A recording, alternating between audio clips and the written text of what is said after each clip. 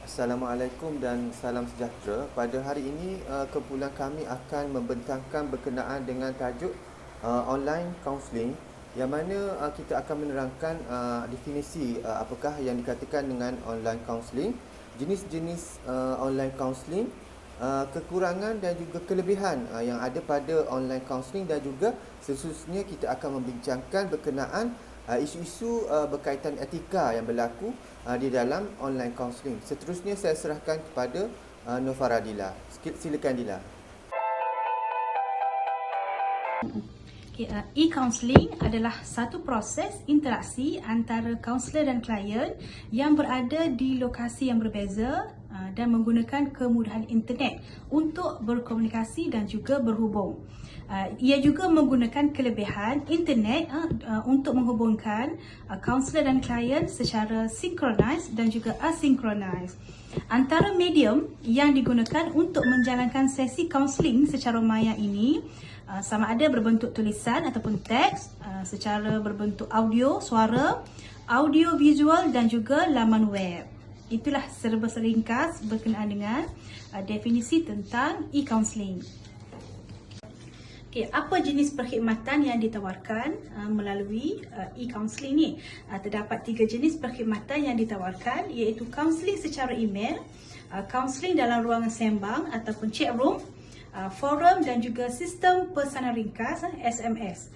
Kaunseling secara email ditawarkan dengan kaedah klien menghubungi kaunselor secara berbalas email mengikut tempoh masa sama ada 24 jam ataupun 48 jam. Kaunseling dalam ruang sembang pula beroperasi bagi membolehkan kedua-dua klien dan kaunselor berinteraksi secara langsung ataupun log-in sepanjang waktu kaunselor bertugas. Walau bagaimanapun, jadual kaunselor ada disediakan bagi membantu klien untuk memilih pada waktu mana yang klien ini menghubungi kaunselor. Kaunseling melalui ruang sembang ataupun ruang forum dengan klien memaparkan masalah mereka dalam ruangan tersebut, dan pembaca-pembaca lain boleh juga meninggalkan komen ataupun panduan dan juga nasihat bagi menyelesaikan masalah klien tersebut. Tiada kaunselor khusus untuk mengendalikan ruang ini. Bagi sesi secara sistem pesanan ringkas pula, nombor operator diberikan dan klien bebas menghubungi kaunselor pada bila-bila masa sahaja. Dan kebanyakan, kalau ikut kepada situasi semasa, sesi menggunakan SMS ni sangat cepat untuk klien berjumpa dengan kaunselor selain menggunakan ruangan chat room ataupun aplikasi-aplikasi seperti Google Meet dan lain-lain.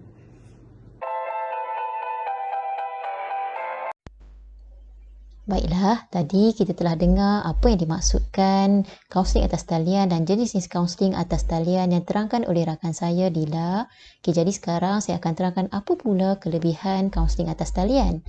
Kelebihan kaunseling atas talian ni, yang pertama, perkhidmatan terapi yang ringkas, mudah dan tanpa nama. Yang kedua, perkhidmatan ini lebih mudah dicapai terutamanya kepada klien kurang upaya. Yang ketiga, kaunseling atas talian ni lebih menarik minat klien yang lebih suka kepada pendekatan penyelesaian masalah. Yang keempat, persekitaran yang lebih selesa untuk klien mudah berasa sangat bimbang. Yang kelima, meningkatkan penyimpanan rekod. Dan yang keenam, boleh diakses oleh klien kawasan luar bandar. Baiklah, saya akan serahkan kepada rakan saya, Siti Rohani, untuk menerangkan mengenai kekurangan kaunseling atas talian. Kepada Nur Hafiza, seterusnya saya akan menerangkan tentang kekurangan kaunseling dalam talian. Antara kekurangan kaunseling dalam talian ialah, yang pertama, mungkin berlaku diagnosis yang tidak tepat atau rawatan tidak berkesan. Selain itu, dari segi kerahsiaan dan privasi pula tidak terjamin. Selain itu, isu-isu transferan sukar untuk ditangani, sukar untuk membina atau pakatan terapeutik yang berkesan. Selain itu, kaunseling dalam talian tidak sesuai untuk klien yang mempunyai krisis, kecenderungan atau mempunyai idea untuk membunuh diri dan mempunyai kebimbangan yang melampau.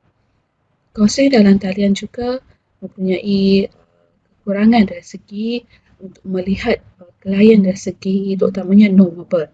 tidak dapat melihat klien secara keseluruhan. Selain itu, gangguan dari segi line internet kemungkinan akan berlaku, terputus atau tidak mendengar suara klien ataupun klien tidak mendengar suara kaunselor semasa sesi dijalankan.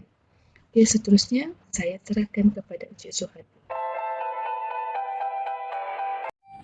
Terima kasih kepada Kak Siti Rohani. Okey, saya teruskan dengan isu etika dalam kaunseling online. Okey, ada 5 isu etika dalam kaunseling online. Yang pertama ialah kerahsiaan. Kerahsiaan di sini ialah orang kata kerahsiaan antara kaunselor dengan klien. Amat berbeza ya. Kerahsiaan antara kaunselor dengan klien ni melalui kaunseling online.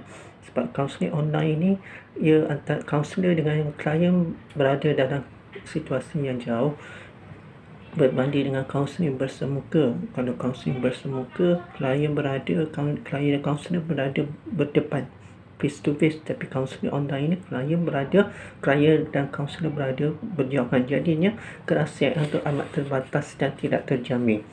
Itu yang pertama. Yang kedua ialah pengenalan diri kaunselor dan juga klien. Pengenalan diri kaunselor dan juga klien ni amat jelas di sinilah. Sebabnya bila kaunseling secara atas talian, kaunseling online, kita tak tahu orang kata kaunselor tu betul-betul seorang kaunselor ke, klien tu betul-betul seorang klien. Kalau bersemuka, kita boleh tahu bila berdepan tu kita dia adalah kaunselor, dia adalah klien. Bila klien tu datang berjumpa dengan kaunselor berjabat. Tapi kalau dalam atas talian, kita tak tahu kaunselor tu ada yang betul ke tak kaunselor, yang tu betul tak klien dia. Sebab kita tak nampak siapa-siapa boleh menyamar menjadi kaunselor dan siapa-siapa pun juga boleh menyamar menjadi klien. Jadinya di sini ialah keikhlasan kelas kaunselor dan klien kita tak nampak di situ. Yang tu yang kedua. Yang ketiga ialah pengkelasan kategori klien. Okey, ada 2 yang pengkelasan kategori klien yang orang kata pengecualian. Antara yang pertama ialah klien OKU. Klien OKU ni biasanya suka untuk kita buat kaunseling secara atas talian kerana dia mengalami masalah ketidakupayaan. Dan yang kedua ialah klien yang mengalami masalah mental.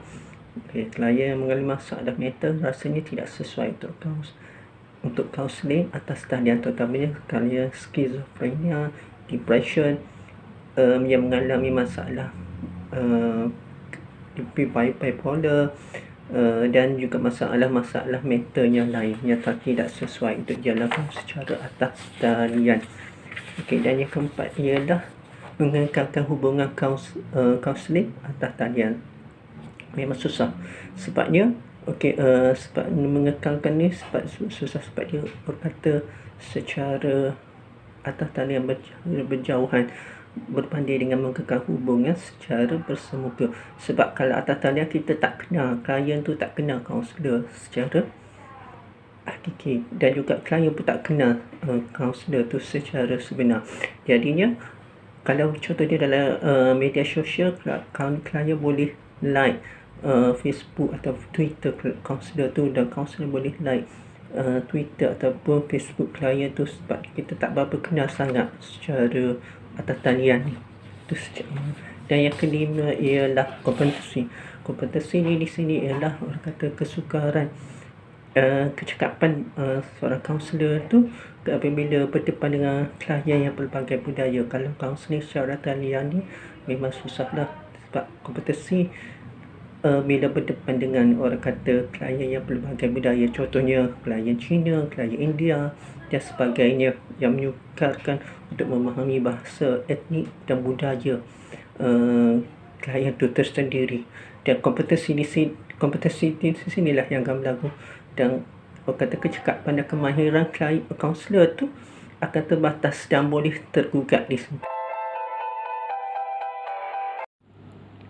Terima kasih kepada ahli-ahli kumpulan yang lain kerana memberi pendedahan dan pencerahan tentang apa itu e-counselling dan kita dikenali sebagai kaunseling atas talian. Dan seperti yang termaklum yang diutarakan oleh Puan Noradila dan Encik Farizo tentang definisi dan jenis-jenis e-kaunseling seperti kaunseling mes sembang dan sebagainya. Dan Puan Filzah juga mengatakan e-kaunseling ini mempunyai kelebihan-kelebihannya seperti ia mudah diaplikasikan dan mudah digunakan oleh orang-orang kelebihan upaya. Dan namun demikian, Puan Rohani juga mengatakan bahawa e-kaunseling ini mempunyai kelemahan dan kekurangannya, seperti ia tidak dapat membina terapeutik yang agak baik. Dan hal ini diperkatakan oleh Encik Zuhardi tentang isu-isu e-kaunseling yang terjadi semasa kaunseling atas talian, seperti sebagai contoh tentang akta-akta kerahsiaan. Okey, jadi kita dapat merumuskan bahawa e-kaunseling mempunyai pro dan kontranya yang tersendiri. Bagaimana kita mengguna dan mengaplikasikan kod-kod etika yang telah kita pelajari dan pernah kita gunakan.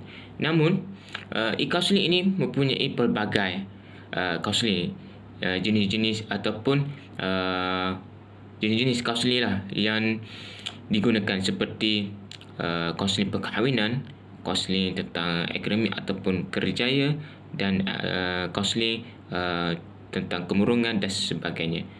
Oleh itu, kita perlu mengikut peredaran zaman. Namun, kita perlu mengikut kod-kod etika yang telah ditetapkan oleh Lembaga Kaunselor Malaysia bagi menjadikan kaunselor yang profesional dan mempunyai perkhidmatan yang berkualiti. Justru itu, kami mengucapkan terima kasih kepada pensyarah kami, dan kami juga ingin meminta maaf jika tersalah kata dan kekurangan daripada kami. Assalamualaikum.